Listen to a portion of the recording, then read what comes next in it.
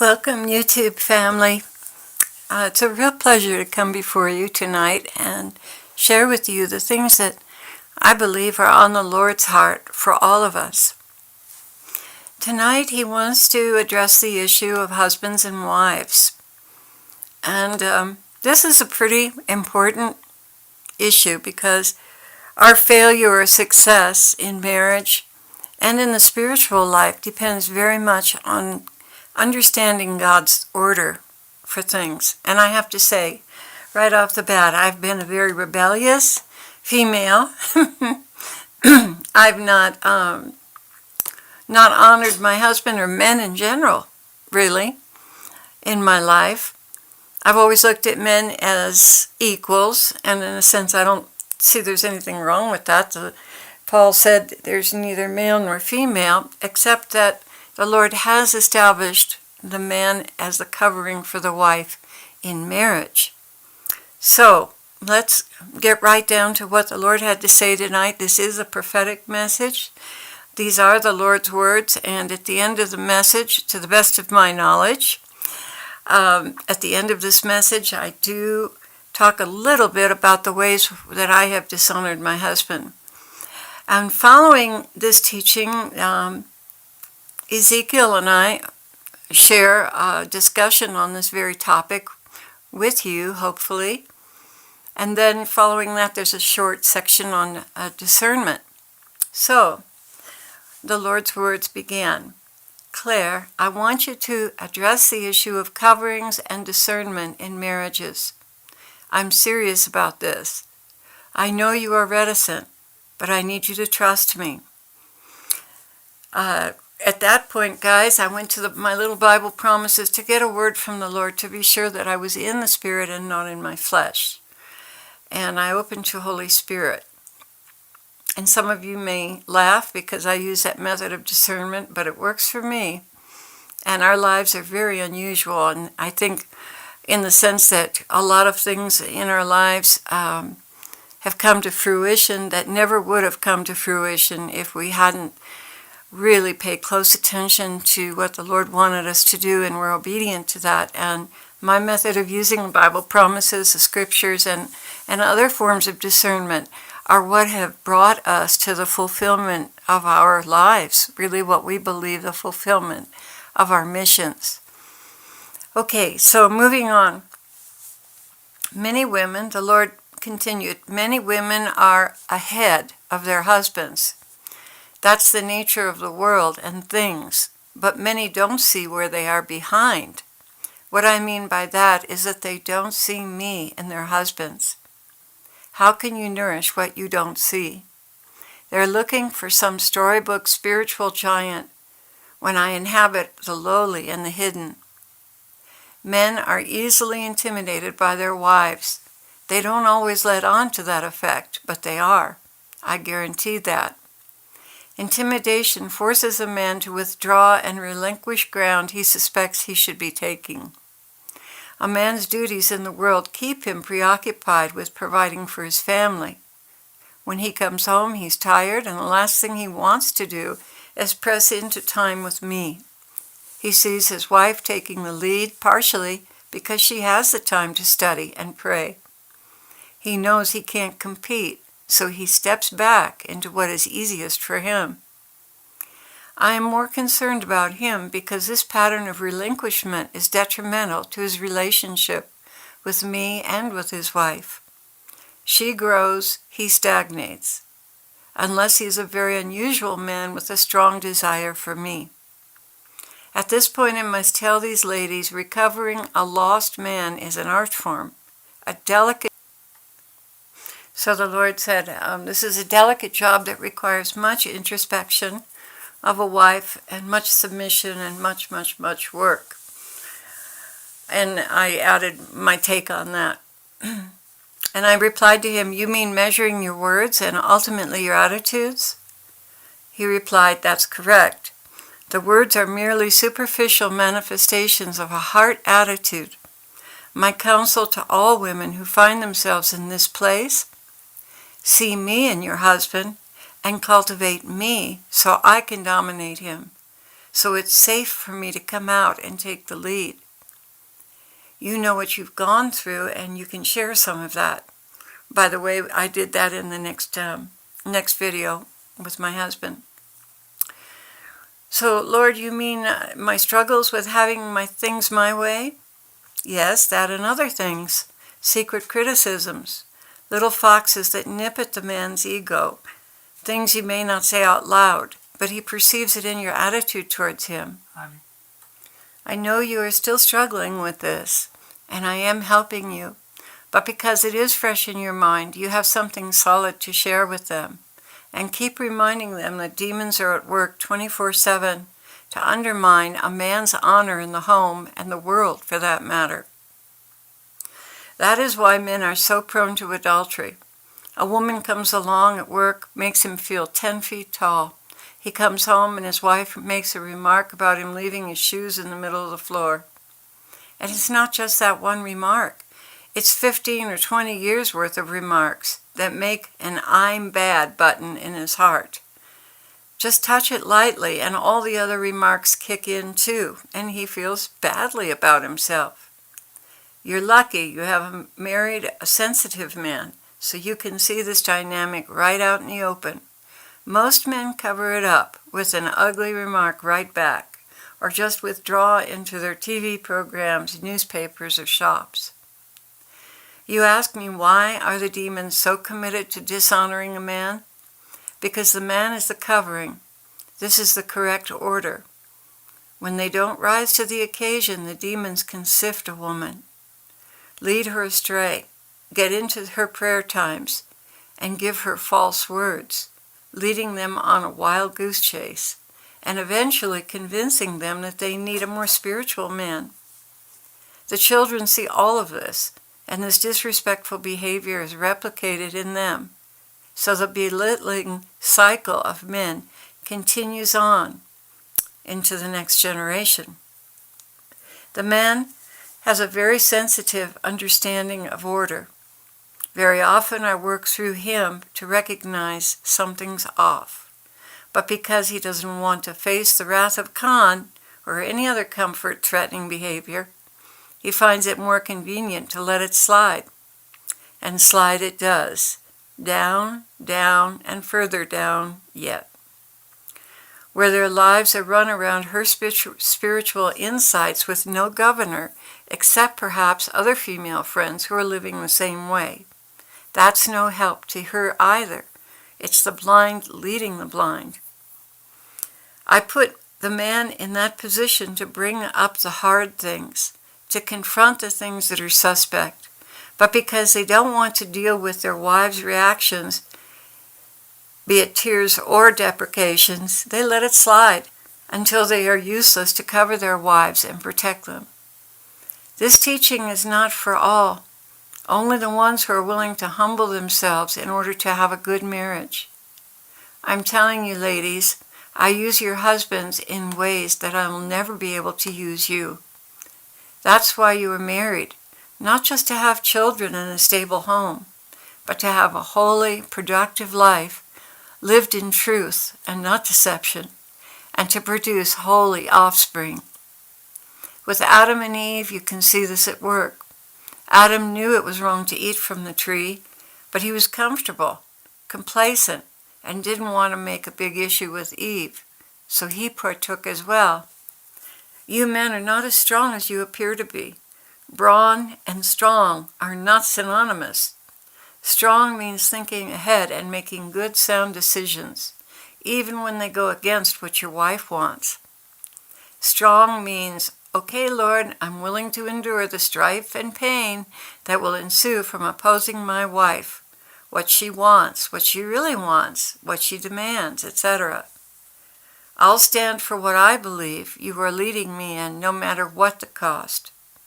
That is a strong man. And that doesn't mean beating or abusing her. No, that's for sissies, not for men. Love your wife as you love your very own self, because how well your life goes depends on how well you treat your wife. I didn't put you together to be harsh and mean with her. If you're doing that, you can expect the world to repay you with the very same treatment. I put you together to love one another into doing what's right. So by your patience and endurance, you will win her over.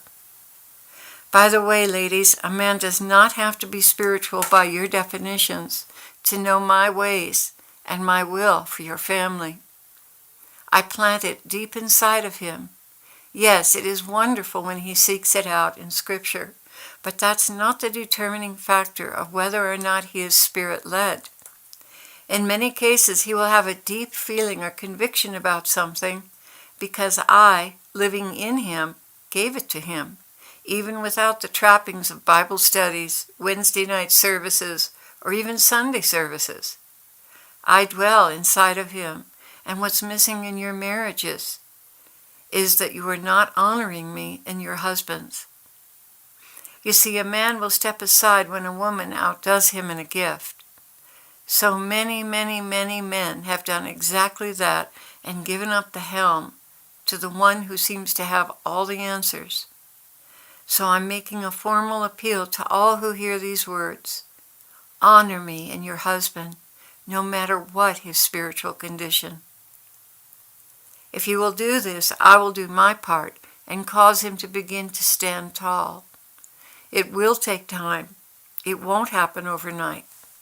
But you will see different layers of responsibility rise up in him. Spiritual responsibility. Protect him. Build him up. Show him my love, not yours.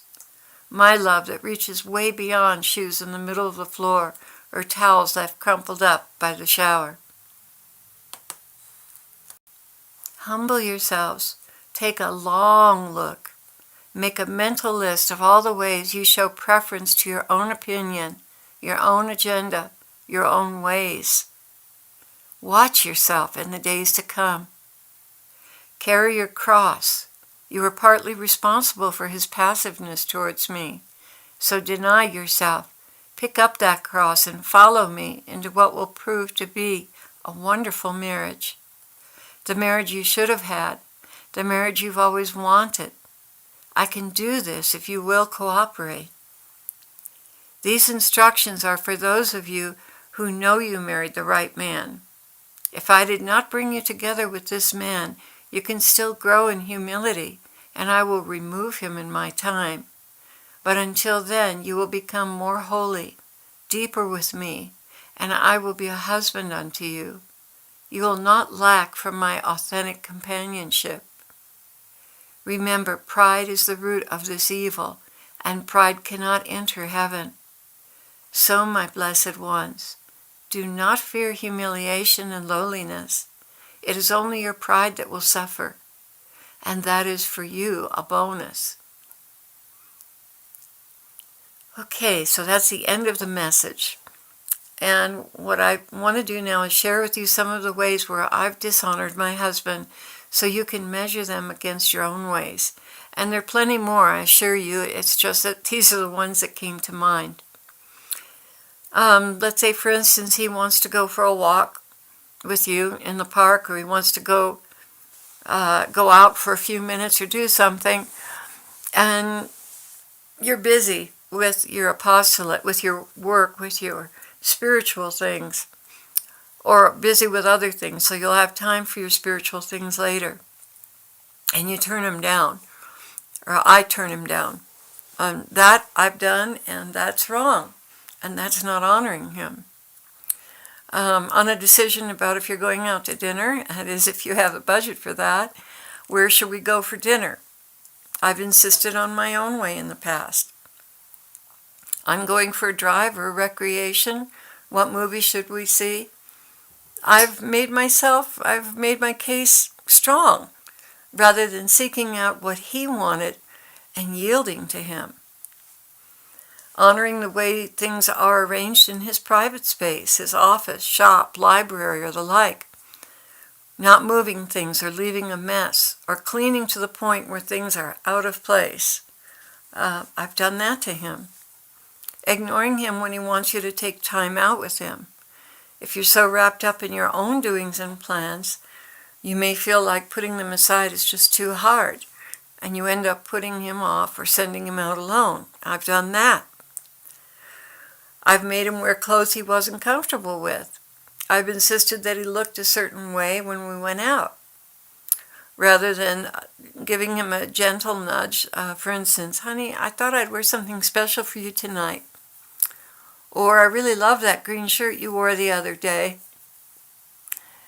That's different than being intimidating or making him feel ugly. Getting things he likes to eat within reason when you go shopping, etc., etc. I can just hear it now. Some of you are going to laugh and say, oh, we're way ahead of you, Claire. We already do all those things. And to you, I say, bravo. But find other ways beyond your norm to honor him. For instance, really seek out his opinion on something and then follow it. Make him feel day after day that his preferences are really important to you. Compliment him frequently and sincerely about his appearance, or timing, or wisdom. Find all the times he puts his shoes away or hung the towel to dry. Let him know you appreciate it. And address him, honey, would you please? And when he does something for you, no matter how little, thank you for doing such and such. You were so thoughtful. Notice the little things that you take for granted that show he cares, and compliment him for that. Ask the Lord to give you greater love and respect for him, and to show you where you are prideful or insistent, areas where you need to learn to yield. I promise you the Lord will do it faithfully. There will be turning points in your relationship where he will come to you and say, why are you being so nice to me?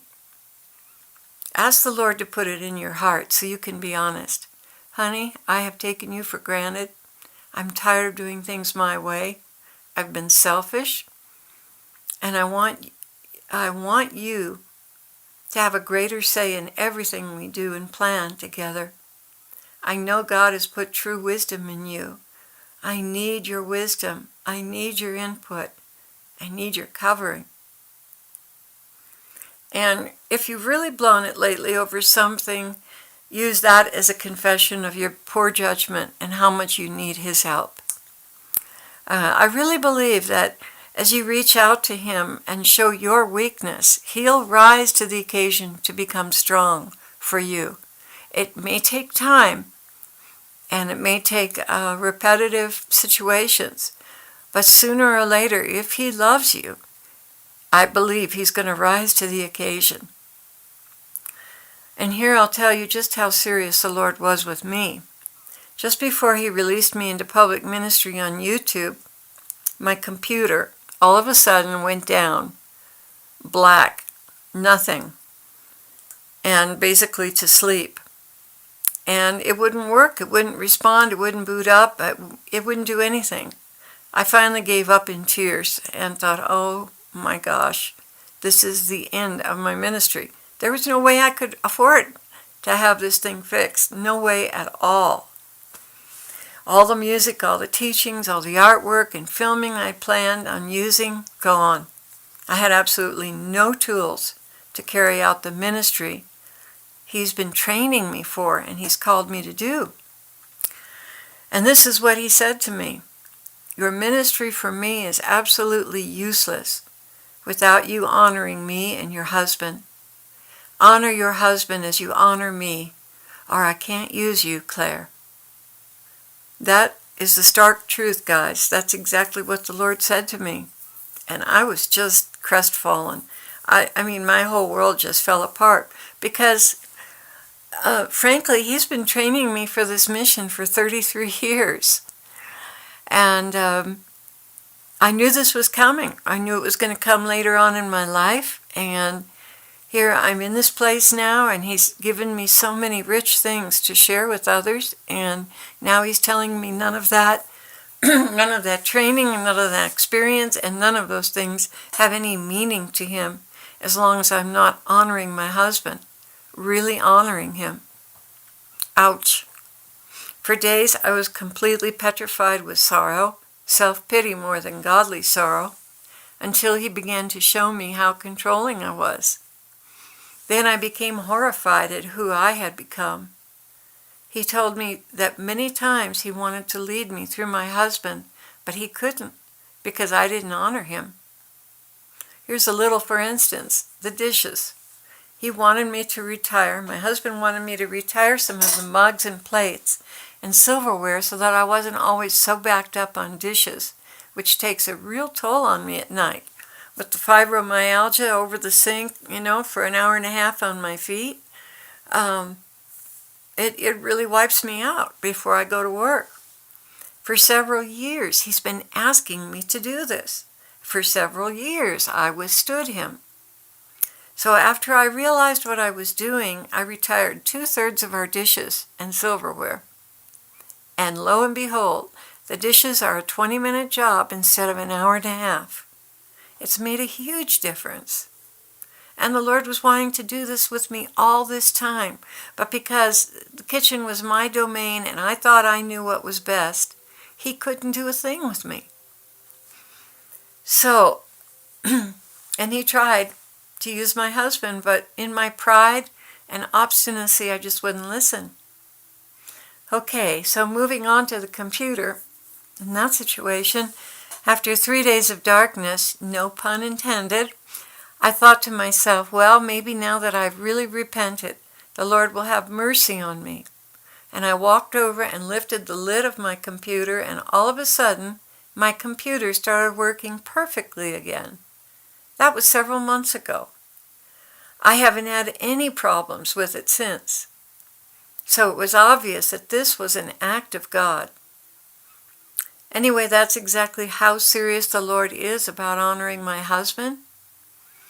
All my gifts are useless to him without honoring my husband. So, you ladies may not be in this place at all, but if you even suspect an inkling of this attitude in your lives, perhaps you'd like to pray this prayer with me. I started to write out earlier. Lord, I beg of you, change us. Show us how we are stifling our husbands, how we are overshadowing them and causing them to cower back into the shadows. Give us the grace to conquer our pride with your humility. Expose our crooked ways and make them straight. Please, Lord, give us courage. Raise up our husbands into the callings you have for them, and help us to truly be their helpmates as they awaken to your calling. Help us to truly love, honor, and respect them as we love, honor, and respect you. Lord, I believe you're going to answer this prayer because I know it is your will for us. Amen. Well, thank you for listening, YouTube family, and I think you'll probably really enjoy the next video, which is sharing with Ezekiel and I. We both kind of share with you what's going on in our hearts and minds in our relationship. So stay tuned. God bless you, and see you later.